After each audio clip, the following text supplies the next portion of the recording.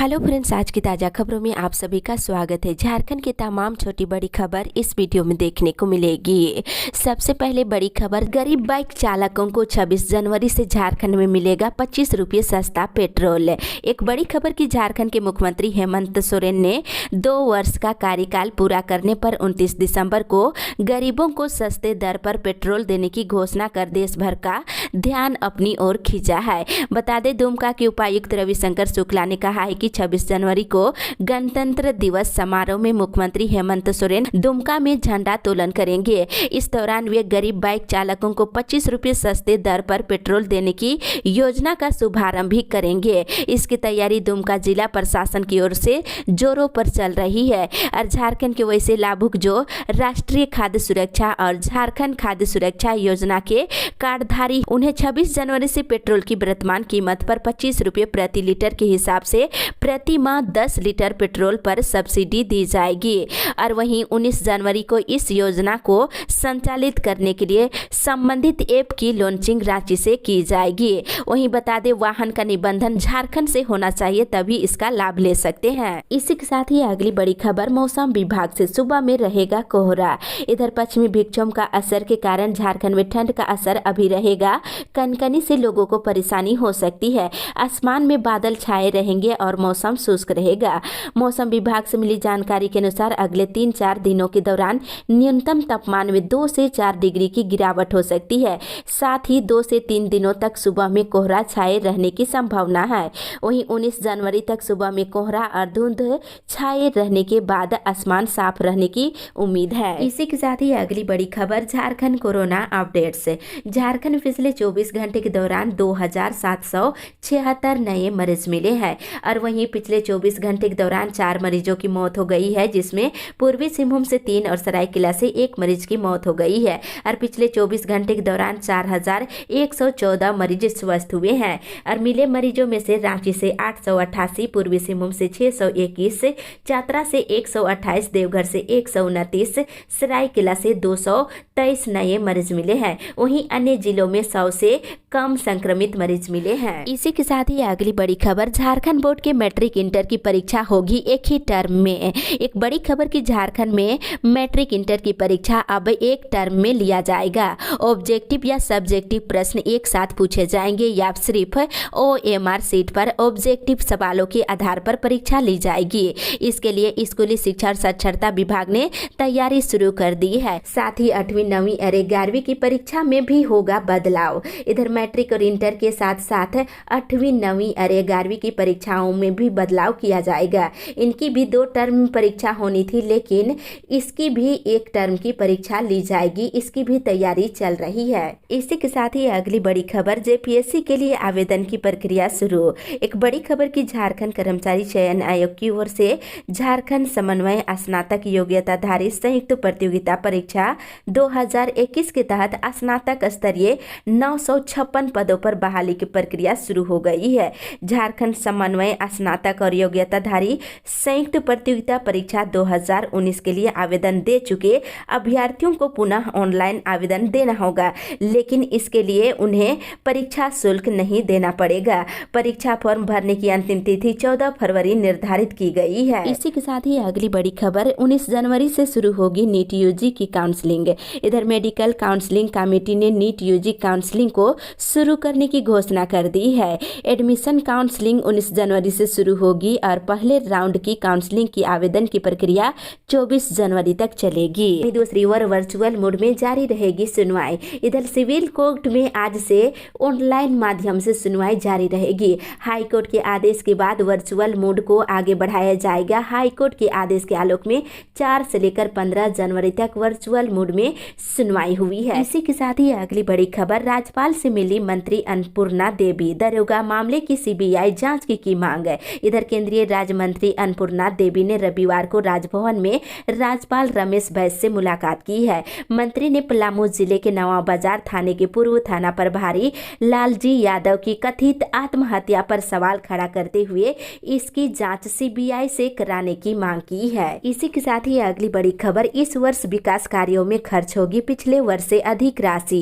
इधर कोरोना के कारण पिछले वर्ष कार्यों पर खर्च नहीं हो सकी राशि इस वर्ष खर्च करने की पूरी तैयारी है। कोरोना के कारण राज्य सरकार ने पिछले वर्ष विकास कार्यों को रोका तो नहीं था, लेकिन बड़े पैमाने पर कम मजदूरों और कम लागत से काम कराई जा रही थी। उम्मीद की जा रही कि इस वित्तीय वर्ष में ये राशि खर्च कर ली जाएगी। सड़कों, पुलों और भवनों के निर्माण पर बड़े पैमाने पर राशि खर्च करने की तैयारी चल रही है। और इतना ही नहीं, पिछले वर्ष तक स्वीकृत तमाम योजनाओं पर काम शुरू कर दिया जाएगा। राज्य सरकार 12,000 करोड़ रुपए तक का लोन ले सकती है। इसी के साथ ही अगली बड़ी खबर, कोरोना महामारी की तीसरी लहर से राहत के मिले संकेत।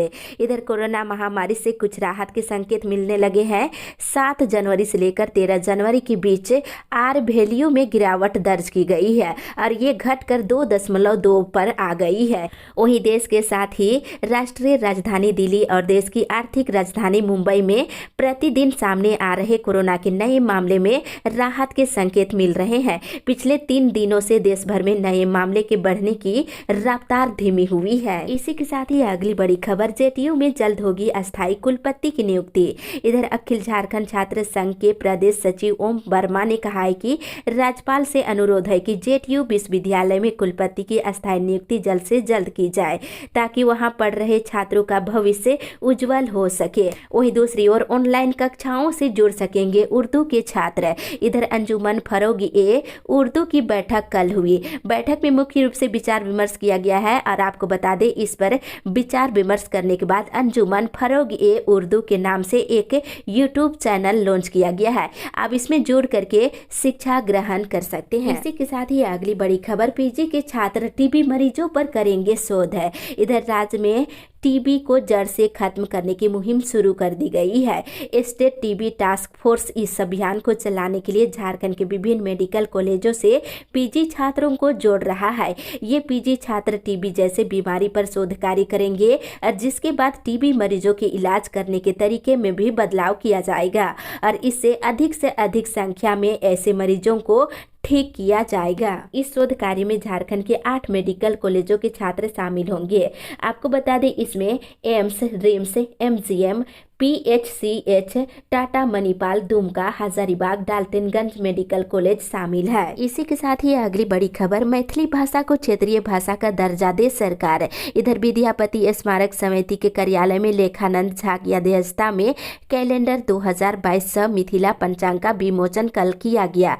इस मौके पर डॉक्टर रविंद्र चौधरी ने कहा कि मैथिली भाषा को सरकार ने क्षेत्रीय भाषा में मान्यता नहीं दी, इसलिए झारखंड में रहने वाले मिथिलावासी को जोरदार आंदोलन करना हो। उन्होंने राज्य सरकार से मैथिली भाषा को क्षेत्रीय भाषा की दर्जा देने की मांग किए हैं। इसी के साथ ही अगली बड़ी खबर, मुख्यमंत्री से मिलेगा विश्वकर्मा समाज। इधर झारखंड प्रदेश विश्वकर्मा समाज की कल बैठक हुई। बैठक में निर्णय लिया गया है कि राज्य में आर्टिजन डेवलपमेंट बोर्ड का गठन करने की मांग को लेकर जल्द ही मुख्यमंत्री हेमंत सोरेन से समाज के प्रतिनिधि मुलाकात करेंगे। वहीं दूसरी ओर जीव विज्ञान के सीबीएसई विद्यार्थियों को 2 घंटे में देने होंगे 13 सवालों के जवाब। इधर सीबीएसई ने 10वीं और 12वीं के टर्म 2 का सैंपल पेपर जारी कर दिया है। 12वीं के जीव विज्ञान बायोलॉजी की सैद्धांतिक परीक्षा 2 घंटे की होगी। इसके लिए कुल 35 अंक निर्धारित किए गए हैं। इसी के साथ ही अगली बड़ी खबर, बिना जांच कराए रेलवे स्टेशन से बाहर निकल रहे हैं यात्री। इधर जिला प्रशासन की लापरवाही और सही मॉनिटरिंग नहीं होने के कारण रांची रेलवे स्टेशन पर आने वाले यात्रियों की जांच नहीं हो रही है। इसके कारण सभी यात्री बिना जांच कराए बाहर निकल रहे हैं। रेलवे स्टेशन से निकलने वाले यात्रियों की जांच करने वाला कोई भी पारा मेडिकल स्टाफ नहीं थे। वहीं बता दें, कुछ यात्री जांच भी कराना चाह रहे थे मगर किसी का सहयोग नहीं मिला। ये जानकारी कल की है। वहीं दूसरी ओर पेट्रोल सब्सिडी के लिए डाटा तैयार करने के निर्देश। उपायुक्त छवि रंजन ने रांची जिला आपूर्ति पदाधिकारी को पेट्रोल सब्सिडी दिए जाने को लेकर लाभुकों का डाटा तैयार तैयार करने के निर्देश दे दिए हैं। उन्होंने बताया है कि योजना के तहत PHH और हरा राशन कार्डधारियों को सब्सिडी के रूप में प्रति माह एक साथ DBT के माध्यम से 250 रुपये सरकार के द्वारा उपलब्ध कराया जाएगा। इसी के साथ ही अगली बड़ी खबर, झारखंड के जनजातीय जिलों में 80 वर्ग किलोमीटर बढ़ी हरियाली। इधर झारखंड के आदिवासियों जिलों की हरियाली में 80 वर्ग किलोमीटर का बढ़ोतरी हुआ है। Indian state of forest report 2021 के मुताबिक झारखंड के आदिवासी बहुल 17 जिलों का कुल क्षेत्रफल 58,677 किलोमीटर है। वो आपको बताते चले, झारखंड के गढ़वा में सबसे अधिक 40.13 वर्ग किलोमीटर वन क्षेत्र बढ़ा है। वहीं पलामू में 14.95, हजारीबाग में 10.42 और खुट्टी में 8.25, जामताड़ा में 5.38 वर्ग किलोमीटर वन क्षेत्र की बढ़ोतरी हुई है। बोकारो, चतरा, देवघर, दुमका, पूर्वी सिंहभूम, गिरिडीह, गुमला, रामगढ़, रांची, साहिबगंज, सरायकेला, सिमडेगा और पश्चिमी सिंहभूम के वन क्षेत्रों में भी वृद्धि हुई है। इसी के साथ ही अगली बड़ी खबर, 3 जिलों के नोटरी पब्लिक को show cause.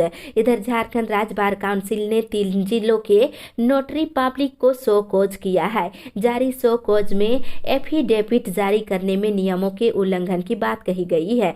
Show cause Hazaribagh के नोटरी पब्लिक अधिवक्ता KM सिंह, अधिवक्ता जगदीश प्रसाद, अधिवक्ता मोहम्मद इस्लाम के साथ गिरिडीह और रांची के नोटरी पब्लिक को जारी किया गया है। इसी के साथ ही अगली बड़ी खबर, मनरेगा में फिर से मिलेगा सभी बेरोजगारों को रोजगार। इधर मनरेगा में जॉब कार्डधारी परिवारों को 100 दिनों का रोजगार देने में पश्चिमी सिंहभूम जिला सबसे आगे है, जबकि धनबाद सबसे पीछे है। वहीं अगर प्रतिशत की बात करें तो रामगढ़ में कुल जॉब कार्डधारी जिन्हें 1 दिन या उससे अधिक रोजगार दिया गया है, उसमें 100 दिन का काम 7.1% परिवारों को मिला है। वहीं खूंटी में 5.1% परिवार इससे लाभान्वित हुए हैं। वहीं ग्रामीण विकास विभाग मनरेगा के तहत काम देने में तेजी लाने को लेकर आज समीक्षा बैठक करेंगे। इसमें 100 दिनों का काम पूरा करने में 30 दिन से कम का जिन परिवारों के पास समय बचा होगा, सबसे पहले उन्हें काम दिया जाएगा। इसके लिए सभी जिलों को फिर से निर्देश दिया जाएगा। इसी के साथ ही अगली बड़ी खबर, रांची यूनिवर्सिटी में जेईई के लिए आज इंटरव्यू। इधर रांची विश्वविद्यालय में जूनियर इंजीनियर सिविल ब्रांच के लिए वॉक इन इंटरव्यू आयोजित आज किया गया है। जूनियर इंजीनियर के पदों पर अनुबंध आधारित बहाली होगी। प्रत्येक महीने मानदेय 25,000 रुपये निर्धारित की गई है। वहीं दूसरी ओर झारखंड में 37% से अधिक वैक्सीन हुई बर्बाद। इधर भाजपा प्रदेश अध्यक्ष दीपक प्रकाश ने देश में वैक्सीनेशन अभियान के 1 साल पूरे होने पर प्रधानमंत्री नरेंद्र मोदी के प्रति आभार जताया है। वहीं आरोप लगाया है कि कांग्रेस शासित राज्यों में वैक्सीनेशन अभियान को साजिश के तहत कमजोर किया गया है। उन्होंने कहा कि झारखंड में 37.3% वैक्सीन बर्बाद किया गया है। इसी के साथ ही अगली बड़ी खबर, रांची में 22 जनवरी के बाद एक्टिव केस के घटने के असर। इधर रांची में कोरोना के मरीज प्रतिदिन 1000 से अधिक मिल रहे हैं, पर भर्ती मरीजों की संख्या में लगातार गिरावट देखी जा रही है। विशेषज्ञ चिकित्सक डॉक्टर देवेश के अनुसार बता दें, रांची में 22 जनवरी के बाद धीरे धीरे एक्टिव मरीजों की संख्या कम होने की उम्मीद है। वहीं दूसरी ओर 10% निजी अस्पतालों ने भी नहीं लगाया PSA प्लांट।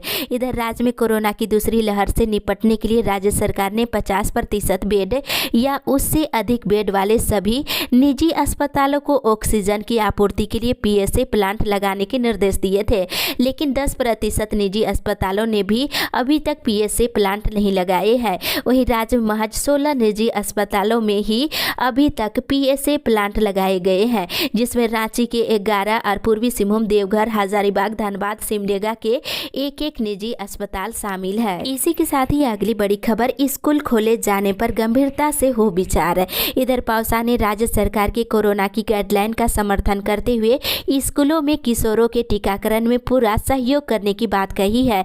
और पावसा के प्रदेश अध्यक्ष आलोक दुबे ने रविवार को मीडिया से बातचीत करते हुए कहा है कि स्कूलों में भी कैंप लगाने में सहयोग किया जा रहा है। साथ ही उन्होंने स्कूलों को खोले जाने पर बल दिया है। कहा है कि कोरोना काल में जब दुनिया का हर काम हो रहा है तो स्कूल खोलने और ऑफलाइन क्लास शुरू करने की हर संभावनाओं पर गंभीरता पूर्वक विचार करना चाहिए। इसी के साथ ही अगली बड़ी खबर, नियोजन के नाम पर ठगना बंद करे BSL प्रबंधन। इधर बोकारो मृत कर्मचारी आश्रित संघ की कल बैठक हुई। इसमें आश्रितों के नियोजन में हो रहे विलंब पर चर्चा की गई है और संघ के सदस्यों ने कहा है कि पिछले 10 वर्षों से आश्रित नियोजन के लिए संघर्ष करते आ रहे हैं। प्रबंधन के नकारात्मक रवैये के कारण अब तक इस दिशा में कोई पहल नहीं की गई है। वहीं दूसरी ओर स्कूल में केंद्र बनाकर बच्चों का खोला जाएगा खाता। इधर चास प्रखंड के 327 सरकारी विद्यालयों में अध्ययन कर रहे विद्यार्थियों का खाता खोला जाएगा। विद्यालय में केंद्र बनाकर बच्चों का खाता खोला जाएगा। चास की प्रखंड शिक्षा प्रसार पदाधिकारी ने बैंक ऑफ इंडिया के आंचलिक प्रबंधन को पत्र भेजा है। दूसरी ओर 4 विद्युत संयंत्र फिर भी अंधेरे में है बोकारो। इधर राज्य का एकमात्र जिला बोकारो है जहां छोटे बड़े 4 बिजली संयंत्र लगे हुए हैं। बावजूद प्रतिदिन 10 से 12 घंटे बिजली की कटौती की जानी आम बात बन गई है। बोकारो जिला बिजली के लिए पूरी तरह से डीबीसी पर निर्भर है और जिले की विद्युत आपूर्ति व्यवस्था ट्रांसमिशन लाइट से जुड़ी नहीं है, जिस वजह से 4 विद्युत संयंत्र होने के बावजूद भी अंधेरे में बोकारो जिला है। इसी के साथ ही अगली बड़ी खबर, अवकाश के लिए सीएचओ और एएनएम का धरना। इधर बरहेट सामुदायिक स्वास्थ्य केंद्र के अधीन एएनएम और सीएचओ को राजपत्रित अवकाश और रविवार को अवकाश नहीं मिलने के विरोध में रविवार को धरना दिया गया। इसमें प्रखंड क्षेत्र में काम कर रहे सभी एएनएम और सीएचओ ने अपनी मांगों को लेकर एकजुटता दिखाई है।